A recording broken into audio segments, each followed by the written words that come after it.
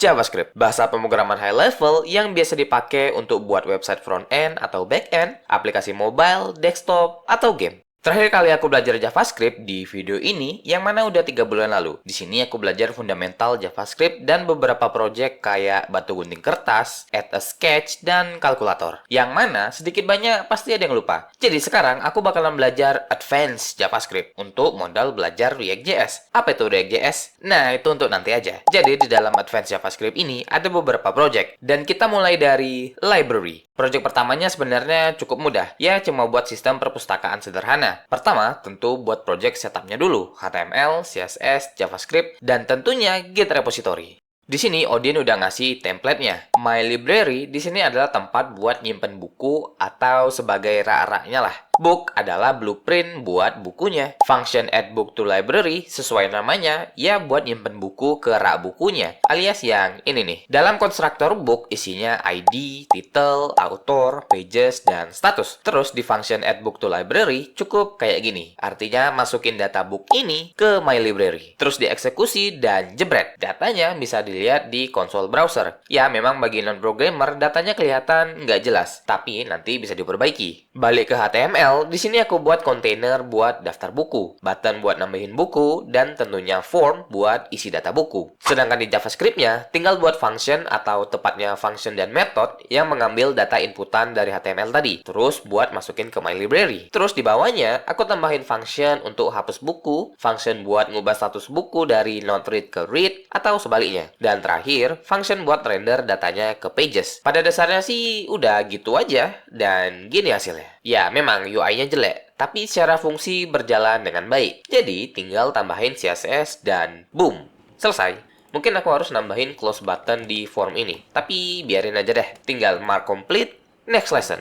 Project kedua, Tic-Tac-Toe, the hell, project yang ini susah banget. Aku ngabisin kurang lebih 5 hari buat ngerjain project ini tanpa AI atau tutorial, dan hasilnya gagal total. Memang sih, sebelumnya udah diajarin variable scope, closure, factory function, private variable, module pattern, dan encapsulation. Tapi masalahnya, aku nggak paham. Karena mirip-mirip aja sama function biasa. Cuma lebih ribet aja gitu. Tapi oke lah, aku pikir ini cuma baca-baca doang. Mending langsung ngerjain projectnya aja. Pas ngerjain projectnya, aku nggak tahu mau buat apa. Ya, sebenarnya memang dijelasin sih di assignment-nya kayak nyimpen game di board array object, pakai factory, pakai global variable sedikit mungkin, pakai module pattern, dan lainnya lah. Tapi kali ini nggak ada template-nya. Jadi, aku tuh bingung banget sama gimana cara ngerjainnya. Awal-awal sih aku mulai dari buat 9 kotak dulu. Terus buat function ketika kotaknya diklik, bakalan muncul marker, X atau O, sesuai kayak tic-tac-toe. Terus muncul pertanyaan, gimana cara switch player 1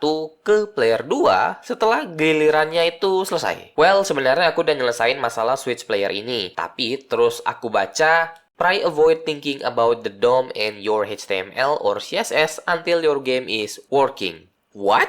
Jadi aku nggak boleh ngerjain DOM sebelum gamenya jalan gitu? Gimana coba caranya? Singkat cerita, selama 5 hari aku ngerjain sendiri dan nyerah. Tapi daripada nanya sama AI, waktu itu aku pakai cara lama. Yaitu, lihat codingan orang yang udah jadi. Bukannya dapat petunjuk, tapi malah tambah bingung. Maksudnya gini, aku sama sekali nggak kepikiran buat data yang isinya pola untuk menang. Yang aku pikir, malah gimana cara komputer itu bisa tahu kalau ada X atau O yang bergaris lurus, artinya itu menang. Tapi nggak taunya cukup buat pola-pola yang menentukan kemenangan kayak gini aja. Terus ada ini nih, function yang pakai cons, bukan function.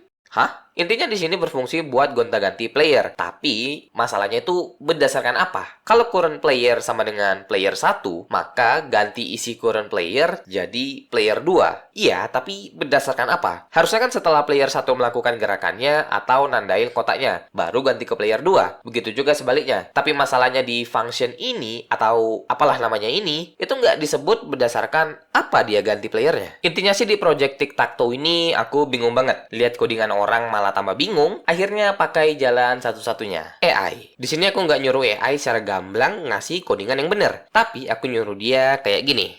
Aku lagi belajar advance JavaScript di Odin Project. Tolong guide aku bikin project Tic-Tac-Toe, tapi jangan langsung kasih tahu codingan yang Bener. Bener. Enter. Pertama, aku buat kayak gini. Generate 9 kotak sebagai array. Terus buat function buat naruh marker X atau O ke kotak. Dan hasilnya kayak gini. Terus upgrade nambah player dan function buat gonta-ganti player. Dan hasilnya kayak gini. Terus upgrade lagi, nambahin playeran function yang nyatuin function place marker dan switch player. Terus nambahin winning combination yang isinya pola-pola menang. Dan tentunya function buat nentuin siapa yang menang. Terus hasilnya kayak gini, yang mana sudah kelihatan kayak game tic-tac-toe. Mungkin buat kalian yang non-programmer bingung gitu, kelihatan dari mana ini game tic-tac-toe-nya. Ya ini karena outputnya masih di dalam konsol, belum di halaman websitenya. Jadi, aku upgrade terus ngikutin saran dari AI. Tapi, bukan berarti tanpa ada kesulitan. Ada beberapa hal yang aku nggak tahu cara kerjanya. Contohnya itu bagian function check winner. Jadi, aku tetap googling buat nyari tahu logikanya atau seenggaknya cara kerja dari functionnya itu. Dan hasilnya kayak gini. Player 1, Owi, player 2, Owo. Mulai. Owi menang.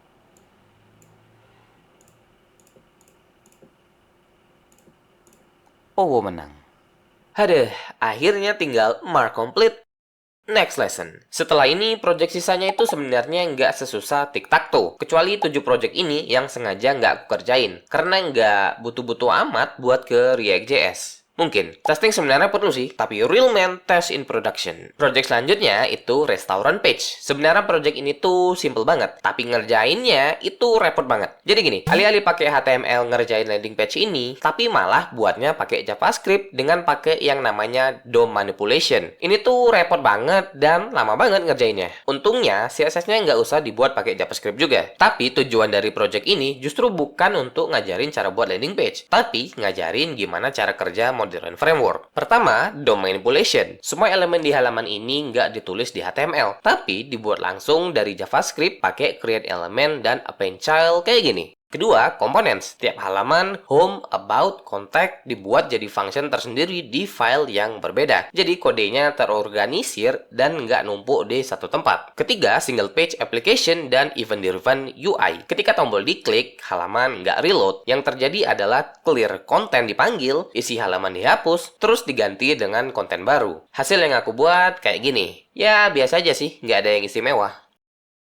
Terus project selanjutnya, to-do list. Aku sebenarnya berekspektasi kalau project kali ini bakalan sulit banget, tapi ternyata enggak, karena basicnya CRUD dan mirip-mirip sama project library yang pertama. Bedanya di sini ada beberapa hal baru, contohnya kayak data modeling. Struktur data project dan to-do dibuat pakai factory function di factory.js. Jadi setiap project dan to-do punya bentuk yang konsisten. Terus application state. Ada variable state yang nyimpan project mana yang lagi aktif. Jadi UI-nya tahu harus nampilin apa. Separation of logic and UI. Kode dibagi jadi beberapa file. Render.js buat ngurusin tampilan, factory.js buat ngurusin struktur data, storage.js buat ngurusin penyimpanan, dan yang paling menarik, local storage. Data nggak hilang waktu browser ditutup. Ini karena datanya disimpan pakai JSON. Dan project terakhir, weather app. Untuk projectnya sendiri, itu kita perlu buat website buat tracking cuaca dengan memanfaatkan API dari Visual Crossing. Di project terakhir ini, ada konsep baru yang cukup penting, yaitu asynchronous JavaScript. Selama ini, kode JavaScript jalan dari atas ke bawah secara berurutan. Tapi masalahnya, kalau kita minta data dari internet, bakalan butuh waktu. Nah, selagi nunggu, kode yang ada di bawahnya itu nggak bakalan jalan kalau datanya belum selesai di-download. Akhirnya, websitenya bakalan kayak nge-freeze. Jadi solusinya pakai async dan await. Function getWeather ini ditandain sama async. Artinya dia jalan secara asinkronus. Jadinya JavaScript nggak perlu nungguin. Dia bisa lanjut dulu ke hal yang lain. Terus pakai fetch buat minta data ke API dari Visual Crossing, yaitu layanan yang nyediain data cuaca. Await dipakai 2 kali. Pertama, buat nunggu responsnya datang. Kedua, nunggu respon itu diubah jadi data yang bisa dibaca. Terus datanya langsung di-push ke HTML. Dan jadilah seperti ini. Cukup gampang sih sebenarnya.